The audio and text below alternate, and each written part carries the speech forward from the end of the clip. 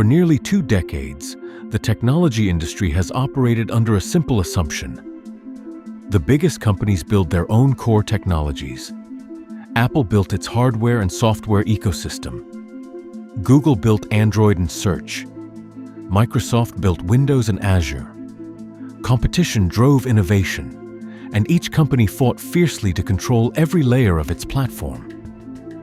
Apple WWDC 2026 may have signaled the beginning of a very different era. Apple's announcement that future Apple Intelligence and Siri experiences will be powered by Google's Gemini foundation models is more than a technical partnership.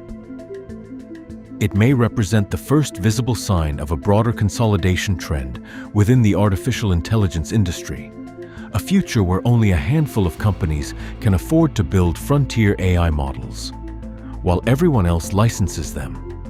A historic shift for Apple. Apple has traditionally prided itself on vertical integration. From designing its own chips to controlling its software ecosystem, the company has consistently preferred building critical technologies in-house.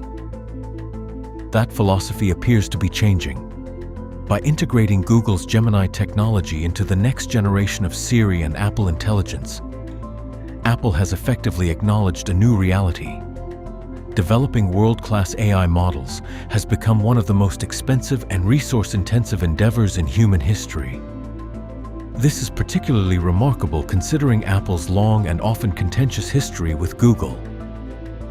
In the early smartphone era, Apple accused Android of copying key iPhone innovations. Internal communications presented during legal battles revealed deep frustrations within Apple leadership regarding Android's similarities to the iPhone. Steve Jobs famously described Android as a stolen product and vowed to fight what he viewed as imitation. Yet 16 years later, the two companies find themselves collaborating on one of the most strategic technologies of the century. History's rivals have become AI partners.